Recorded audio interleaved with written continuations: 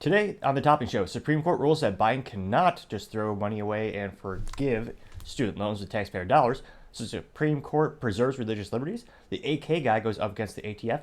The Barbie movie has the corporate office versus the actors. Theo Von and Roseanne Barr versus cancel culture. Nike changing pricing and strategy. Apple hits the $3 trillion mark. Goldman Sachs wants out of the Apple partnership. Sriracha sauce is having a little bit of a shortage. Buc-ee's opens yet another one of the largest stores again. Bud Light goes back on Twitter and still gets ratioed again. And California is now approved to sell lab-grown meat. All that and much, much more on The Topping Show.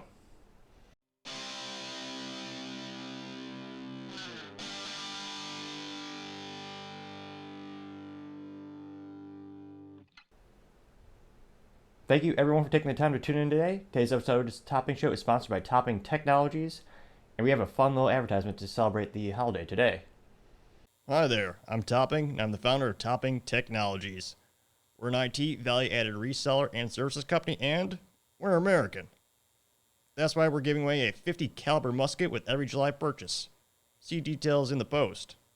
To celebrate the most important document and the most important event in history, the Declaration of Independence and the 4th of July. On July 4th, 1776, the original 13 colonies wrote the Declaration of Independence and told Great Britain the most important fact in history. We are free, and we will not be ruled by Great Britain. Here is my favorite excerpt of the Declaration of Independence. Quote, "We hold these truths to be self-evident that all men are created equal." Unquote. Let Topping Technologies be the catalyst to revolutionizing your IT needs.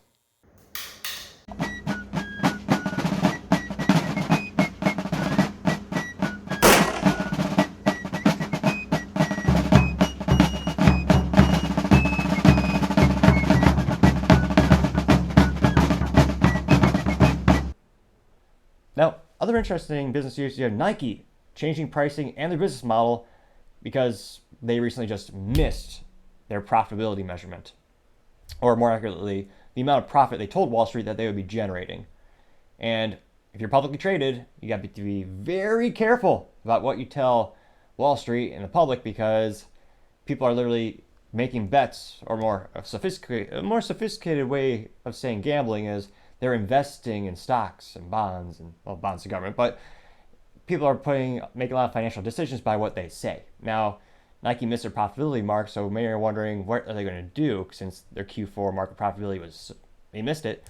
So the company claims that they're going to increase the prices after past couple of months. They've just been slashing prices left and right to try to move the inventory, which is kind of a downside of the whole industry of apparel. Now, personally, I buy a suit and I make it last forever. I've never thrown a suit away.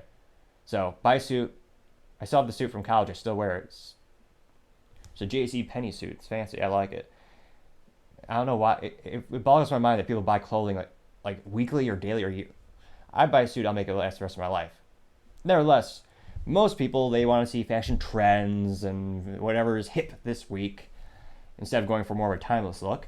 And that's why there's a lot of high cyclical rate in the apparel industry where they'll make all this stuff and they'll throw it out or discount it completely so they can make way for the new season or the new trendy widgets.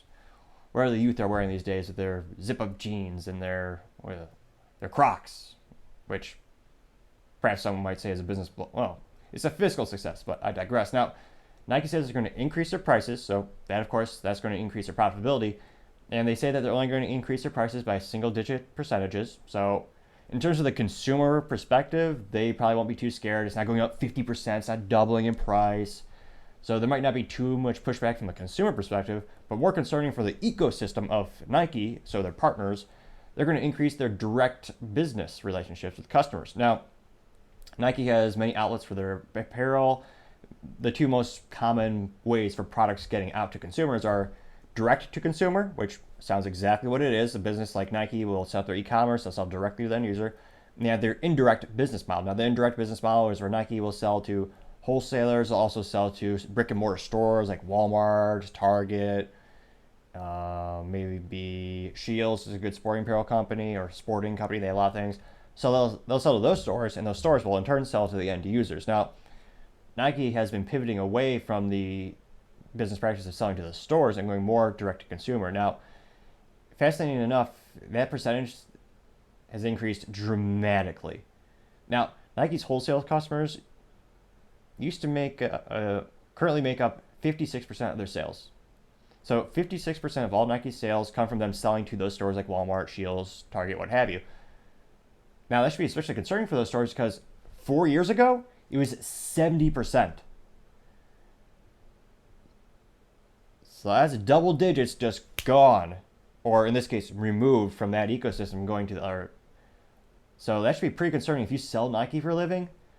I would highly recommend diversifying in terms of carrying other competitors. You got Under Armour's another one that I know of. And then you have, I don't know a lot about clothing. I know like brands because of business and historicals, but athletic clothing, I don't know. I still wear the stuff I wore growing up, and it still works just fine. Partially because it's made in the USA. It's tough as nails. Now, interestingly enough, on the same note, Nike did say they're going to start selling through Macy's as well as a company by the name of Designer Brands. And they're going to start selling more and more of their products probably Q3 or Q4 this year, so right around the corner. So it won't be too surprising to see if that grows a little bit, but given the larger trend of Nike, those aren't going to be large sales mechanisms, I wouldn't think. And especially concerning for the industry, you got to evolve, adapt, improvise, and overcome. And time shall tell to see how the investors like this business approach and if it is a more long-term sustainable practice for Nike. Thank you everyone for taking the time to do it today. I cannot thank you enough. I really appreciate it when you take the time to like, subscribe, and comment. Each one of those things greatly helps out the channel. Happy 4th of July, everyone. Also, don't forget to tell your family, tell your friends, tell your coworkers, heck, tell your enemies, tell anyone and everyone. Just stay safe and fight the good fight.